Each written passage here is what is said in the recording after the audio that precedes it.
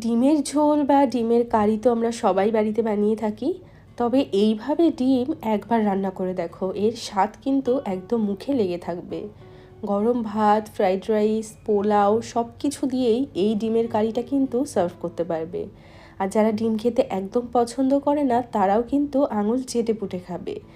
অবশ্যই এই পদ্ধতিতে একবার হলেও ডিম রান্না করে দেখো, কথা দিচ্ছি মুখে স্বাদ লেগে থাকবে।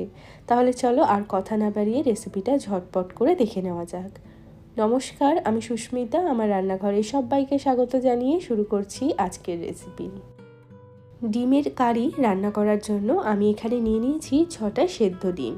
ডিমগুলো সেদ্ধ করা দেখালাম না, কারণ ডিম সেদ্ধ করা দেখানোর কিছুই নেই। তো এখানে আমি 6টা সেদ্ধ ডিম নিয়েছি।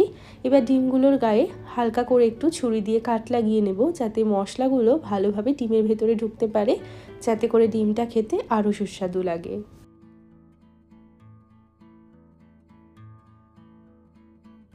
সমস্ত ডিমের গায়ে আমি কাট লাগিয়ে নিয়েছি। এখন একটা কড়াইয়ের মধ্যে দিয়ে দেব খানিকটা সর্ষের তেল। তেল গরম হলে এখন এর মধ্যে দিয়ে দিচ্ছি হাফ চামচ মতো লবণ, আর দিয়ে দেব সামান্য একটু হলুদ গুঁড়ো। আমি লবণ এবং হলুদটা তেলের মধ্যে দিয়ে দিয়েছি, চাইলে তোমরা ডিমের মধ্যেও মাখিয়ে নিতে পারো। এখন সেদ্ধ করা ডিমগুলো তেলের মধ্যে ছেড়ে দেব এবং গ্যাসের ফ্লেমটা মিডিয়ামে রেখে ডিমগুলোকে বেশ লাল লাল করে ভেজে নেব। এখানে দেখো ডিমগুলো কিন্তু সুন্দর করে ভাজা হয়ে গেছে। এখন আমি এই ভাজা ডিমগুলোকে তুলে নিচ্ছি।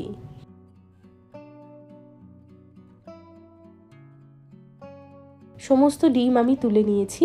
এখন বাকি যে সর্ষের তেলটা বেঁচে রয়েছে এর মধ্যে দিয়ে দিচ্ছি 2টো মিডিয়াম সাইজের কুচনো পেঁয়াজ, দিয়ে দিচ্ছি একটা মিডিয়াম সাইজের টমেটো কুচি, আর দিয়ে দেব 10-12 কোয়া মতো রসুন, 2 ইঞ্চি মতো দিয়ে দিলাম আদা কুচি, আর দিয়ে দেব 2-3টে কাঁচা লঙ্কা আর 2টো শুকনো লঙ্কা, আর সবশেষে দিয়ে দিচ্ছি 4-5টা মতো কাজু বাদাম। এখন এই সমস্ত কিছু খুব ভালো করে ভেজে নিতে হবে।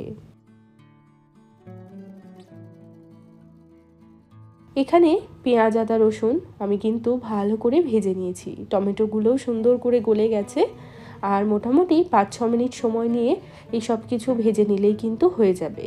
এখন আমি এই পেঁয়াজ আদা রসুন টমেটো সব কিছুই তুলে নেব।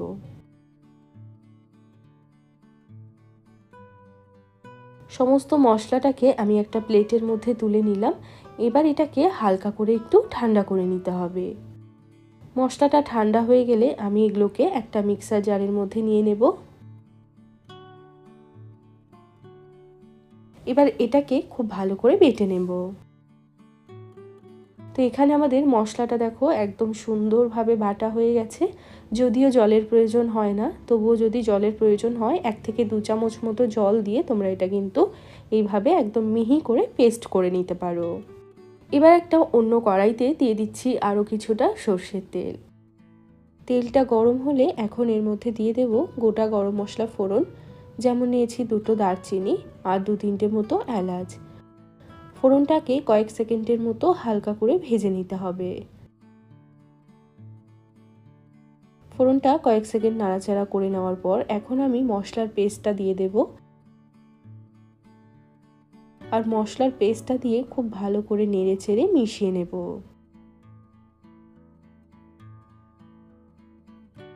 এবার এর মধ্যে অ্যাড করে দিচ্ছি স্বাদ মতো লবণ,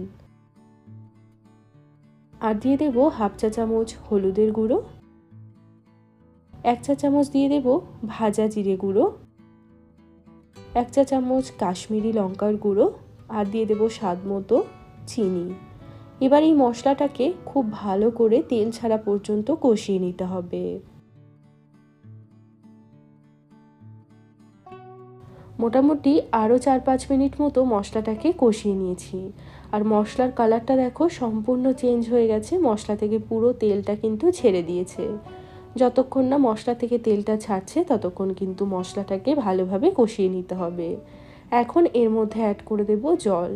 আমি মিক্সির বাটিটা ধুয়ে এখানে প্রথমে ছোট 1 বাটি জল দিলাম, তার সাথে দিয়ে দেব আরও 1 বাটি মতো জল। সব কিছু ভালোভাবে নেড়েচেড়ে মিশিয়ে নিয়ে এবার ভেজে রাখা ডিমগুলো দিয়ে দেব। এবার ওপর থেকে ঢাকনা লাগিয়ে মোটামুটি 5-6 মিনিটের জন্য মিডিয়াম টু হাই আঁচে রান্না করব।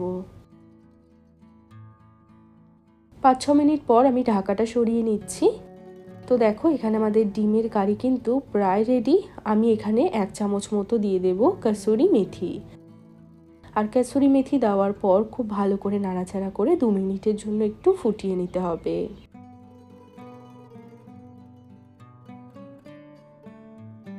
তো এখানে আমি 2 মিনিট মতো ডিমটাকে এইভাবেই রান্না করে নিয়েছি। আর ওপরে দেখো পুরো তেলটা কিন্তু ভেসে উঠেছে। আর এখানে আমাদের ডিমের কারি কিন্তু একদম রেডি। যেভাবে আমরা বাড়িতে নর্মালি ডিমের কারি তৈরি করি তার থেকে কিন্তু এই রান্নাটা সম্পূর্ণ আলাদা এবং টেস্টটাও সম্পূর্ণ আলাদা। কোনো স্পেশাল দিনেও তোমরা যদি ডিমের কোনো রেসিপি তৈরি করতে চাও এই রেসিপিটা রাখতে পারো।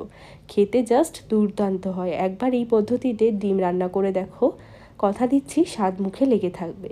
আর আজকের এই ডিমের রেসিপিটা কেমন লাগলো সেটাও কিন্তু একটা লাইক বা কমেন্টের মাধ্যমে অবশ্যই জানাবে। আর যারা ফেসবুক থেকে দেখছো পেজটাকে ফলো করে রাখতে পারো, আর ইউটিউব থেকে দেখলে চ্যানেলটাকে সাবস্ক্রাইব করে নিতে পারো। সবাই ভালো থাকবে, সুস্থ থাকবে। আমি আবারও চলে আসবো অন্য কোনো রেসিপির সাথে। আজ এ পর্যন্তই, টাটা।